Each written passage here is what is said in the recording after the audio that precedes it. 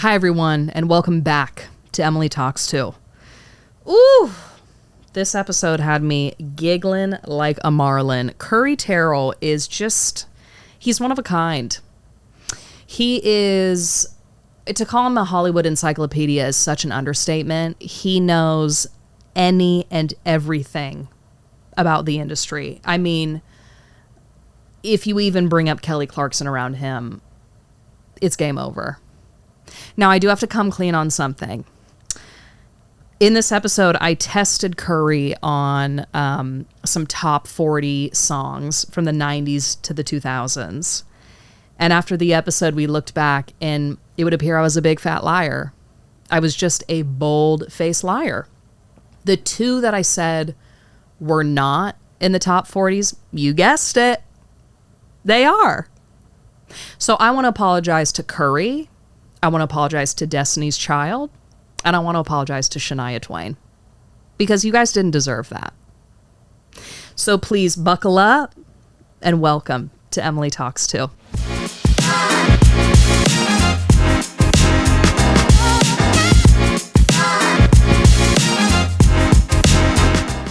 Recording. Okay. Is your phone on silent? Yeah, always. I don't ever have it on anything other than silent. No. Unless it's like like somebody's about to go into labor or something, then I'll turn the sound off. Fascinating. I can't do it. Why is that? I used to have it always on vibrate, but then I always felt like I was having muscle spasms. Sure. So I was like, I can't have my phone vibrating all the yeah. time. Yeah. Mm-mm. Well, you guys, I am over the moon because I have a dear friend of mine here, and I met him through another friend, and he is probably one of my favorite people to ever exist on this planet. And I'm so happy that we're sitting here because I actually don't know a whole lot about what made you. How did you become Currie Terrell? You know? And so we are just going to get into how are you in a Hollywood encyclopedia? How do you know so much information? And how did you get there? So I want to start off, if you don't mind, can you shed a little light about your upbringing? Like Sure. I want to hear about a little bit about childhood, a little bit about high school, and kind of what that looked like in the South. First of all, you can't say something like that and then just go into it and not let me say thank you. What a nice thing to say. What a sweet pea. I love you. I also adore you, so it's mutual love. Oh. Okay, so I grew up in Hillsborough, North Carolina. Very small town. Still a really small town. It's had some growth, but like still, I was just there for a long time, and it's fascinating, like the ways that it's changed, the new types of people that live there, but like ultimately it's still exactly the same. Okay. You know what I mean? It's a little bit of like a time capsule? Like it's a little bit of a time capsule. Okay. And like things change, but like ultimately those don't really cause big change. Like now the restaurants have outdoor seating. So all the old people in the town are mad that they like have tables on the street downtown. Like that's the uproar. And that's the drama of the town. Yeah. To which I always say, and then I'm like, I don't want to fight with people. So I'm like, but you want people to come to those restaurants. Right. So that gives a little flavor of the town. Yeah, but I love it. Okay. I love it. I miss it every day I'm not there. So then what made you, I want to know, like, so then where were you in the mix of things? Like when you were in middle school, were you a Hollywood buff at that point? Yes. You've always been obsessed with Hollywood. Okay, so really what it comes down to is my parents. Okay. My parents were always super into pop culture. Okay. Movies, TV, music. Like, my dad, when he was growing up, he used to go to the record bar. That's what it was called in town, which they don't have anymore, unfortunately. And he would buy a record every single day, 5 days a week, or every weekday. Wow. He said that he was the woman's favorite customer because he would go every day and buy $1 record from her. So he has just stacks and stacks of like 45s. And so he was super into music, and like my mom was super into TV, and we went to the movies all the time. Like they were of course they weren't like deeply obsessed with it. Like they had lives. Mm-hmm. You know what I mean? Like they were having kids and like working. But like, But then at what point did you take it a little further? Yeah, I have an obsessive tendency in general. Okay.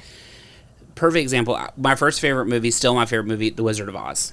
Did you watch Wizard of Oz? Of course. Okay, you made me nervous because you said you didn't watch Home Alone 2. Honestly, I get it. I don't mean to drag you in your own podcast, but... No, I get it. And Love Actually I haven't seen. And that is dark. That is... I guess it's not... It is dark. Okay. Wizard of Oz, I was obsessed with. My parents both loved it. We watched it endlessly. I had to get a new tape because I had worn it out so much. Watched it just on loop. But it wasn't enough for me to just love The Wizard of Oz. I wanted all the merchandise. I wanted to know who the people were. And so then it became... And also my mom would watch Turner Classic Movies on Sundays and Saturdays. So you would see some of the actors in other places. Okay. So even like 5, 6, I'm figuring out these people are movie stars. They go here. Like they're in The Wizard of Oz, but they're also in Mimi in St. Louis. You would like cross-reference all exactly. of their work. Okay. My dad also used to drop me at the library in Hillsborough sometimes with my brother. He worked at this like historic town in Hillsborough, this historic building called Burwell School. And the only thing I remember is that they had an outhouse. That's so which was sick. So niche. So sick. But he would drop me and my brother at the library, which is so irresponsible. And also those poor librarians. We were just like running amok all day at the library. What did he think you were going to do? Just pull out a book and sit in silence? He didn't care. He just dropped us off and was like, go. Because he knew we wouldn't act up. Okay. I mean, he wasn't. So you were a well-behaved kid. Oh, yeah. I mean, I got in trouble for talking. That was always the one. Okay, I used to make good grades. Okay. But then and the like, especially when you're younger, the report card, they would have the little comment underneath. Yeah, it was always talks too much. So I'd get an A, but then there'd be a talks too much. They're like, great student, but needs to shut the fuck up. It's like, drag me, like I'm in trouble, but also being good. Right. Like, give me a break. Right. I got in so much trouble growing up for talking, but I was like the perfect student. What's the problem? Literally, let me be. You also, knowing you weren't like being a little class clown. You were just like chatting everyone up. Exactly. I remember in 3rd grade, they put my desk in the back of the room. Oh, that's bullying. That is bullying. That's traumatizing. But I love that teacher. I'm friends with her on Facebook. No, you're not. I'm friends with like all my teachers on Facebook. I love when that happens. We reach an age where they kind of reach out, we reach out, and I still won't call them by their first name. No, never. Never. I chatted up with my art teacher. She sees who I'm fucking. It's crazy. I love that. It's so messy. My mom one time did get mad, though, because my 1st grade teacher after school was telling me about her boyfriend stuff. And But did you bring it on? Like, I was in 1st grade. Okay. So even if I did bring it on, there were probably some lines. Sure. But I was me, and I was like, tell me, I want the gossip. Yeah, you wanted the tea. And my mom, I remember being with my dad and being like, he cannot be talking to adults about like their adult stuff. So did you ever really feel like a kid? Like, were you a little bit of a tiny adult? I was always a little bit of a tiny adult, which I don't know about for you, but we're really jumping. I'm sorry. No, it's okay. 18, 21, those big like adult numbers that you turn, they really freaked me out. Why? Because first of all, I wanted to be famous. And so I was like, okay, I'm getting old. 18, you know what I mean? 21, I was like, ooh, I'm like 21 now. Like, ooh, I'm 25 now. It's like... That felt old to That felt old, but it was just like 17 was the big one because I could go see R-rated movies by myself. Okay. I didn't drink, so like 21 didn't mean anything to me. 18, like what does that mean? 16, you could drive, but like who cares? I hate driving. But I mean, I did, but... But anyway, my dad would drop us at the library. Sorry to circle back. Okay. And I would look up every book about MGM, Judy Garland, like old Hollywood. And I remember I would check out these huge textbooks about like old movies, and that's it. So that's what I'm saying. I was obsessed with it. You just needed to soak up every bit of information you have. Yeah. Or they had. So it started with Wizard of Oz. Really, that was the first one. Okay. Yeah. But then it evolved into more of like the MTV. Of course, I grew up in the 90s. Yeah. So 90s was like, you have to think we were coming into the internet, physical media, like like DVDs, VHS, everything was everywhere. I was a Nickelodeon kid because we didn't have Disney Channel. Yeah. And didn't Nickelodeon, have Disney Channel? No, we were poor. Wait, but why would you have Nickelodeon but not Disney Channel? Nickelodeon is on basic. I think it's changed now, but at the time, Nickelodeon was on basic cable. Disney you had to pay extra for. It was a little. And so I remember there was 1 month in the summer where they would offer you Disney Channel for free. Oh, and you didn't leave the house. So I would sit there and watch all day. I remember I watched Babysitter's Club. Like, I loved the Disney Channel, but we didn't have it. So Lizzie McGuire, that era of Disney, I missed out on because we didn't have it. Did you catch up lately? No, I didn't go back really. They would show some of the shows on one Saturday morning on ABC, so I caught like bits and pieces, but I did go see the Lizzie McGuire movie in theaters, having never seen an episode of Lizzie McGuire. But I feel like you could drop into that movie and not have a whole lot of context. I think that plant beside you could drop into that movie. Yeah. I mean, it's not exactly like Oppenheimer. Right. I love the Lizzie McGuire movie. That part where she comes out in the igloo dress with the white lip gloss lipstick. That's what we're going to be for Halloween. Iconic. That is a great Halloween costume. Noted. So then what was it, do you think, about Hollywood? Like, was there like an escapism to it? Mm-hmm. Do you think there was just this kind of glitz and glam? I also understand that coming from the South, it probably just felt otherworldly. It really did feel otherworldly. I just think I really liked performing always. I thought I was going to be a singer when I was little, but Do you have pipes? In a choir, I bet I sound great. Okay. Like, I can hold the note. I did musicals growing up. Like, I can sing in the car. Yeah. But, like, nobody's going to pay. Like, I had dreams. I was obsessed with Leanne Rimes, still am. Okay. And so I would see all these videos and pictures of her, like, in front of these huge crowds with a mic in her hand. And I thought, I'm going to be just like that. And she was young. So it was even more, like, attainable. Like, I could be that. So you wanted to do both singing and acting, right? Yeah. I just wanted to perform. Were you a theater kid? Oh, yeah. Through high school? Yeah, we now have this vision of like theater kids and like kind of being like outsiders and like quirky, and it wasn't really like that in my high school. The theater. Are you sure about that? I think I am sure. Okay. I was on homecoming court, so I wasn't like what we see in movies is like theater kids. Right. And this is no shade to the theater community. No, not at all. But I'm just saying, like, people in this, and we have this idea of like theater people. And my high school, I think it was because it was smaller. They were just kind of like, was just kind of down. Yeah, normal people. Like all of my friends who were like popular kids, in quotes, they came to the plays. So it wasn't. I didn't feel like I was like weird or that was like. Okay. And then when I went to college, I was like, oh, these are real theater people. Wait, backtracking. Okay. Was your high school experience kind of like a typical... I mean, it sounds like this was kind of like a utopian society. Like, were the football kids the popular ones? Were there any like kind of Southern tropes that carried over? Of course. Like, yeah. I debutantes? There were debutantes. I wish I knew that life, though. I see that in movies all the time. I'm like, I wish I knew those people. Yeah. Because I think I'd hate them, but also love them. Oh, it was a huge thing where I grew up. I'm so jealous. Oh, my God. No, it was dark. Yeah. There definitely were, like, the preppy kids, the pop, like, everything like that. And I was overweight, super insecure. You know what I mean? Like, I'm an odd bug. So, like, I always felt like that, but... I like knowing people. Yeah. So even if people weren't into me, like I was telling you before, I lean in hard. Right. And I leaned in hard and it's really like in the long run worked out because I knew everybody. If you don't mind me asking, were you bullied? Never. No. I was bullied more. I mean, I think bully has taken a different form as we've gotten older. But I know some people who were like actually bullied, and I would never. That was not your experience. No. Okay. And also, if people were not nice to me, I just went away from them. Right. So it was pretty much head on your shoulders, because I also feel like people who tend to lean into kind of soaking up a lot of media, TV, movies, it's kind of like to run away from something. But it sounds like this was just like a pure fascination for you. Oh yeah. Or was there something that you were maybe running away from, or no? I didn't feel that. No. And the celebrity piece of it really changed with two things. First of all, Titanic. Oh. Titanic, I was like 7. And that is when I was like, oh, the Oscars. And then I started buying Us Weekly. You watched the Titanic when you were 7? My mom and dad took me to Titanic, which at the time, really, I think now that looking back, like I wouldn't take a 7-year-old to that movie, but... I just feel like it'd be boring. No, Titanic? When you're 7? It's the greatest movie ever made. Okay. Do you like Titanic? Sure. Um, We get in a fist fight? No, never.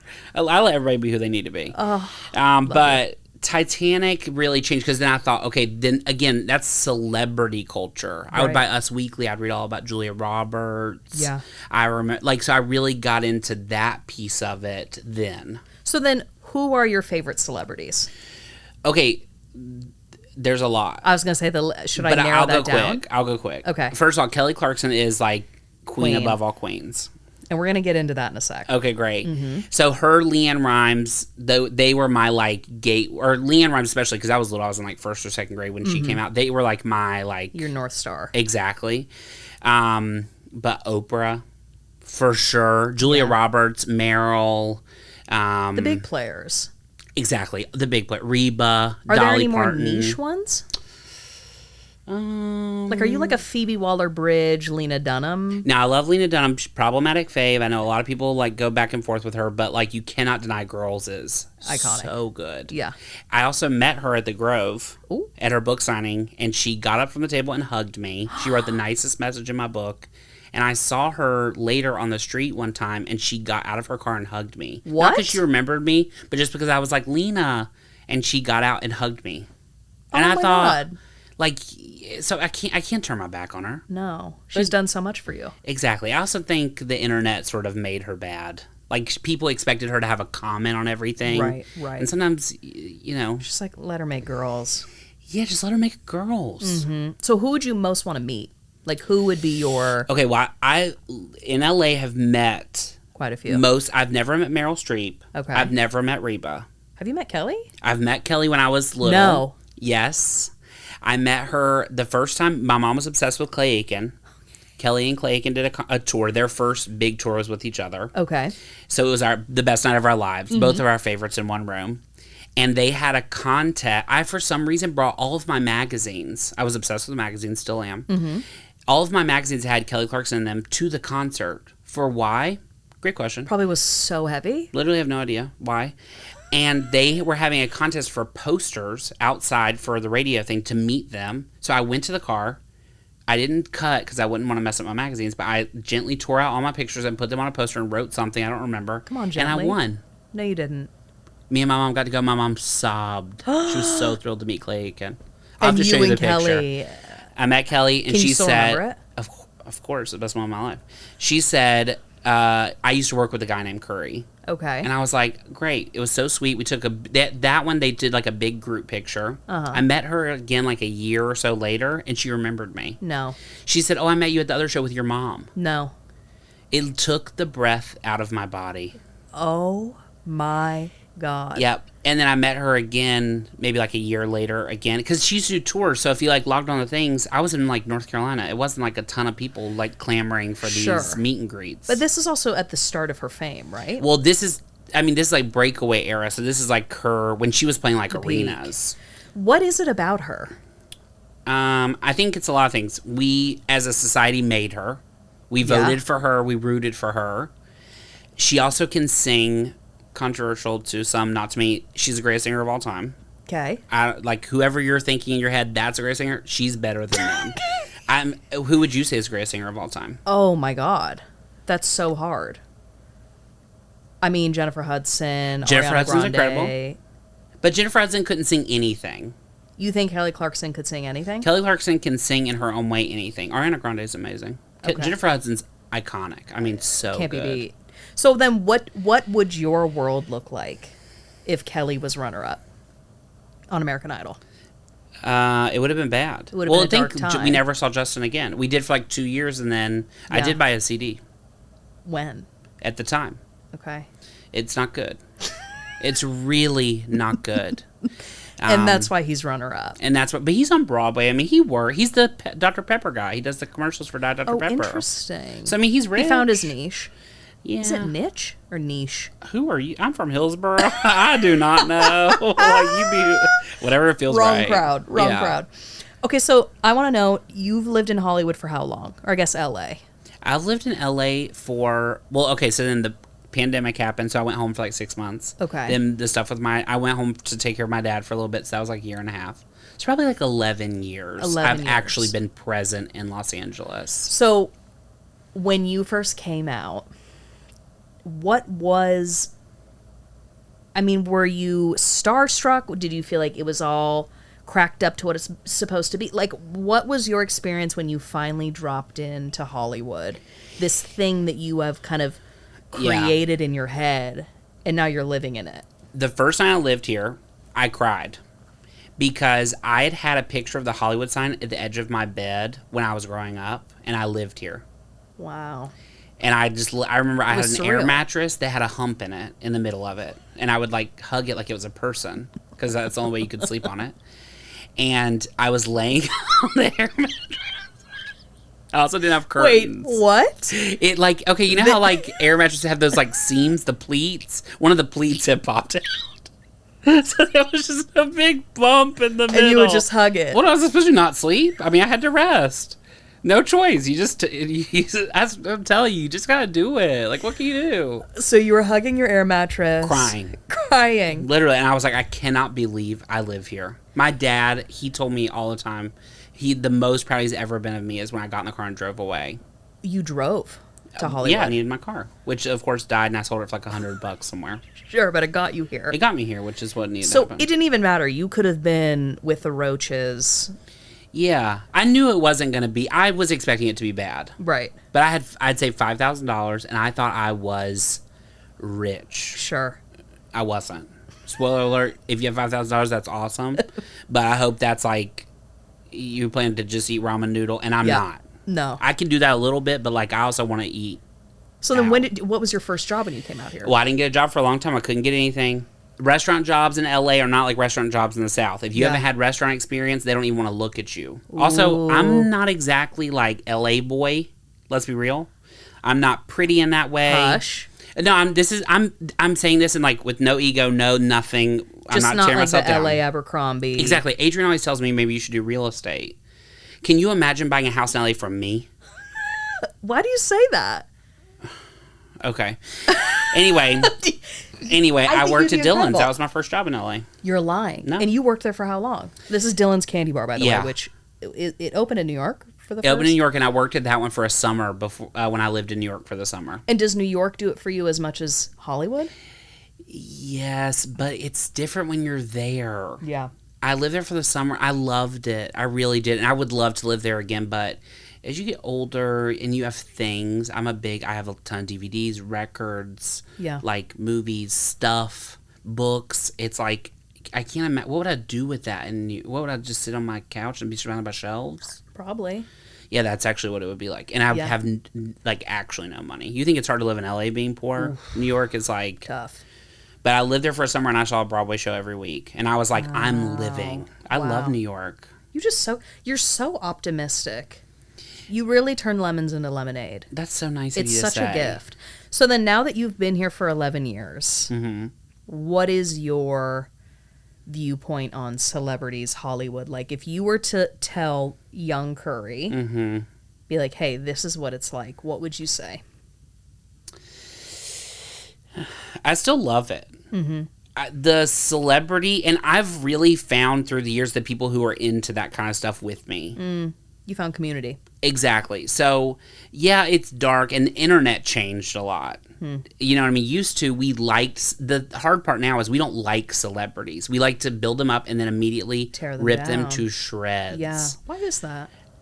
I think it's things get too big, so we like to make fun of it to make it ourselves like equal to it. You know what I mean? It's like people make fun of God, and even though I wouldn't make fun of God, I understand what people do because it's so big that the only way we can make any sense of it is to make fun of it.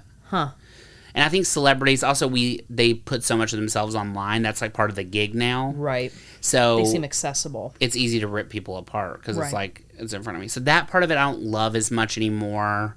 But at the same time, the people who are removed, like Beyonce, that gets on my nerves. Why? I want to see her on a talk show playing a game. So you really want the accessibility? Yeah, exactly. I don't need accessibility. Like, I don't need to know what your underwear looks like. Sure. But I do want to know. I want you to have casual banter on, Sherry Shepherd. So if you were to be famous, Okay. would you be super accessible, you think? Or I don't think I'd have a choice because I'm not mysterious in any way. You're like, here are quite literally all of my cards. Yeah, I have no choice but to be myself. Yeah. If I've ever tried to be anything else, it doesn't make sense. It doesn't work. I look like an idiot. Nobody likes me. So it's like... But what a gift that you know that. So many people try so hard to be something else. But I still try hard sometimes. To be what? Quieter, more typical, but it's never gonna... Quit doing that. Yeah, that's nice. Yeah. That's smart. No, but like it's this hard. Life is hard. Yeah. I mean, so it's like, I just try to make it through. Yeah. Everybody is just trying to get through it. And just giggle on the way. You gotta laugh. Yeah. So with each episode, I like to do a little bit of word association. Okay. But because this is a little different, Okay. I'm going to list off 5 songs that between, I would say, 1990 and 2010 may or may not have been on the top 40 list. Okay.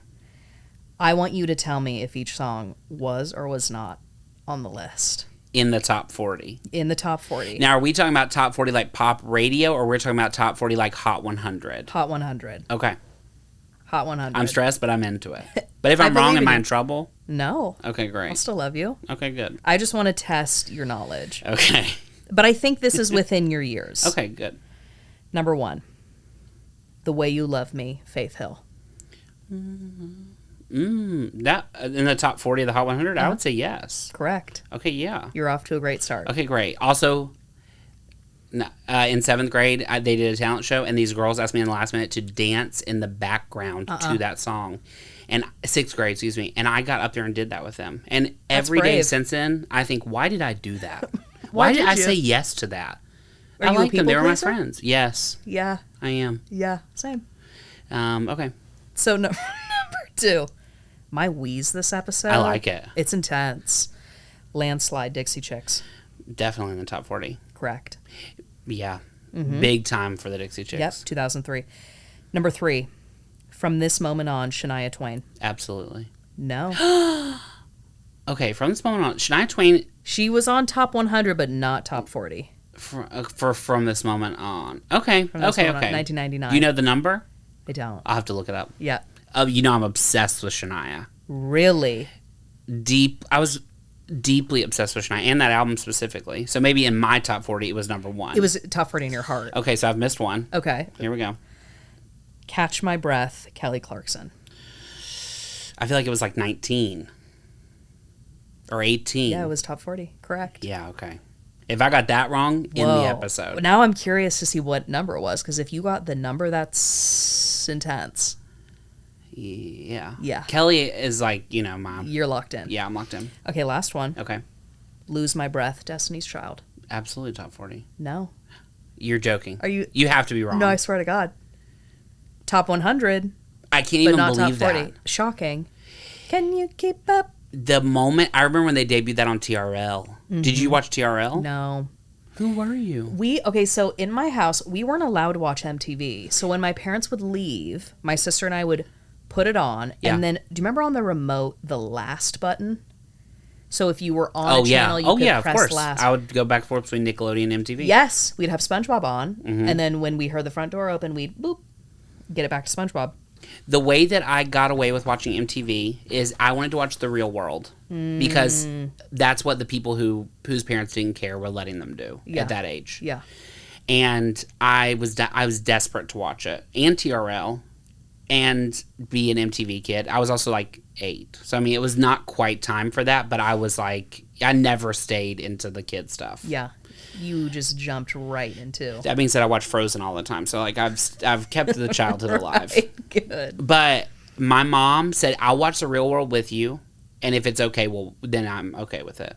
But she was like, and my mom loved it. We watched it every week together. Oh, how my mom's cute is a terrible that? mother. But we love her. We love her. It's like at church, they would be like, "Don't watch R-rated movies." She would scream at them for telling me that. She'd be like, "You don't tell my kid what to do." Oh, we love this one. This man, Doug.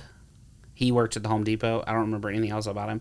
But he told me I was going to hell for watching R-rated movies. And you could hear my mom screaming on the other end of the church. Oh, it's on site with Doug. I would love to meet him as an adult and be like, you're sick. No, he's sick. He's twisted. I cannot believe he also went and buy Boy Scout popcorn for me. Oh. Because he said I wasn't using the money to go towards the Lord. I was like... So that really paints the picture of your hometown. Doug. Who would you tell to go to hell? I don't think I'd tell any... okay, there's this woman. I won't say her name. Okay. She's never... Like, she wouldn't even know how to listen to a podcast. She has to be, like, in her 90s. But she told my mom she couldn't play the piano anymore at church because her daughter was coming in to play it. Uh-huh. And that I'll never forgive.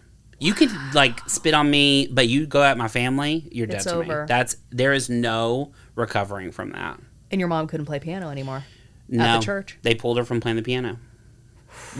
And I know you haven't met my mom, but my mom is like an angel. She's a human, but like she's an earth angel. You would want to, like, it'd be like smashing a butterfly. You just don't do that. They're beautiful. Like, it's, you know what I mean? Let her live. Yeah, she wasn't doing it. She wanted to play the piano at church. Oh, never forget it. Anyway, that woman, I wouldn't say that, but I would say, look, turn your eyes from me. Sure. That's dark. That'd be a scary version of you. Yeah, I would. Yeah, you'd say it with a twinkle in your eye. I probably wouldn't even speak to her. Interesting. So I want to know. Okay. What show have you seen every episode of? There's not enough time to name. Endless. Probably all of the Housewives. I've seen every episode of the Housewives. I didn't get into the Housewives until a couple years ago, though, and I regret it every day because there's once you're sucked in 3 or 4 on at a time. Yeah. They come on every week. Yeah. And I am on social media so much, so if you miss, then you are spoiled. So you have to watch it not only in the week, in the day. Yeah, yeah. But yeah, I've seen all that. It's a trap. I went slowly, though. I went through each one and just really booked it through the Housewives. I love the Housewives. But my go-to show, like, that I've coming to realize is, like, my ultimate show probably is Sex and the City. I've watched it. Yeah. It's my comfort show. I watched it for the first time a couple years ago, and I'm so happy I waited. Do you love it? It was incredible. Controversial opinion. Sarah Jessica Parker gives the greatest performance in the history of television on that show. That's a bold statement. And there's no argument. She is she gives the highest highs, the lowest lows. She does give us range. She is and she's not a likable character, and yet somehow you're still like, I love this woman. In. Yeah, yeah. It gives me chills. I have chills, and it could be because the air clicked on, but I have chills. And you guys, when we got in the studio, it was hot. The air conditioning wasn't turning on, and we were about to fight the devil. The devil works overtime. You know it's true. Yeah. So you've probably watched all of TRL.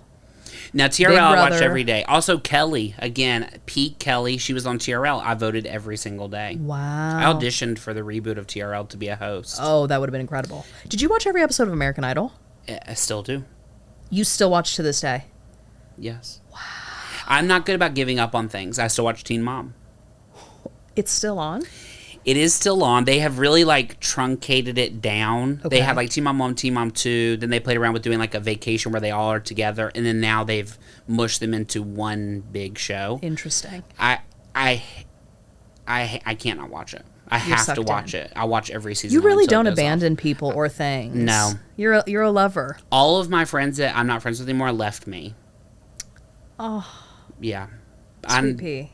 I don't. I hang on to people and I hang on to things. Leanne Rimes. I just drove to daggum Glendora to see. Have you ever been to Glendora? No. Don't. Why did she go there? That's a great question. I think it's really she tours year round. Every year of her life. That's like how she makes money. She's a legacy artist, and she's not a legacy artist in the same way that like Jennifer Lopez is a legacy artist, or like Stevie Nicks or somebody. You know what I mean? So she is playing like halls, like concert halls. Okay. So if you do that year round, it's every year you can't exactly go to the same hall every year. So we're going to Glendora. So you have to branch out, and she was in Glendora, and I thought, oh, cool. I bought a student ticket. I'm not a student. That's I haven't been for a long time, but it was half price. Okay. She won't know. She will now, but oh well. And I went, and the person in front of me in line said, it's probably not Leanne Rimes. It's a hologram because people don't come to Glendora, including me. I should not have been there. No. It was no disrespect. but disrespect.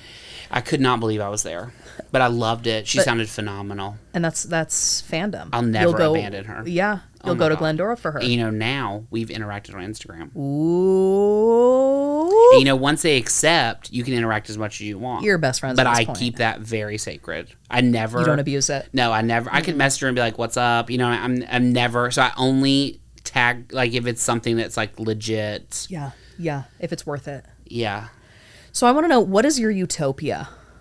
What's your dream? What do you want to be doing if... My dream ultimately in my life is to be a talk show host. Okay. Talk shows are a dying breed. Mm-hmm. You could bring them back. Huh? You could bring them back. I know. Kelly is. For better or worse. She's won the Emmy 3 years in a row. Are you Her serious? talk show's the only one that's really hitting. Drew Barrymore kind of is, but then of course now. Uh-huh. But... Yeah, that's your dream. I grew up on Rosie O'Donnell. I was in that era of her being, and I saw her and I thought, that's who I want to be. That's what I want to be. Because she actually likes celebrities. She's a fan. Yeah, it would be so genuine coming from you. Yeah. You would really come with such a wealth of knowledge from all these people that it would be so authentic. And I think you would, I hope that comes true. I know it will. Thank you. So I want to close then with the same question that I ask everybody. Okay. What is something that you wish more people understood about you?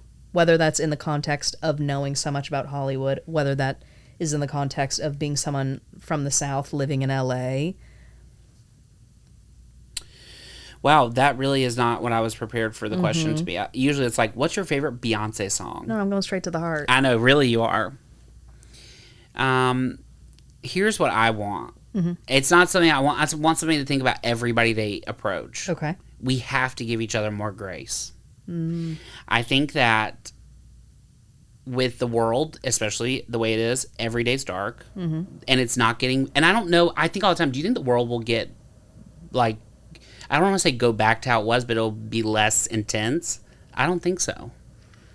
Hard to say. It is hard to say, but it's just with the internet, it's and we're so glued into everything all day. So I think that's so I hope people extend the same grace to me that they extend, and they should be extending to everybody. Well, because you give a lot of people grace. I try. I'm too gracious sometimes. But at the end of the day, if that's the worst thing somebody can say about me, I'll take it. Sure. You know what I mean? You just want that reciprocated and given out to the world. Exactly. So I'm trying to be good about letting people off the hook a little bit. Yeah.